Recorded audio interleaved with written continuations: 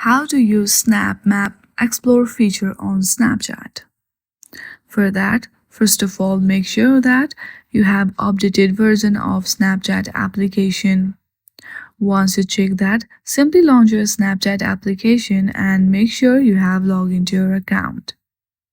Now on the top left, you will see your profile icon. Simply tap on it and scroll down.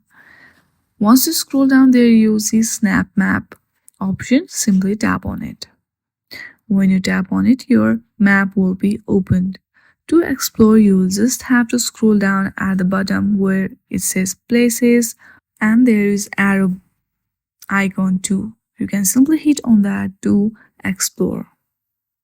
If you want to turn it off, then simply hit on the setting gear icon from the top right and turn on ghost mode. In this way, you can easily use Snap Map Explore feature on Snapchat. I hope you like this video. If you like this video, then please do not forget to like and subscribe to our channel. Thank you for watching.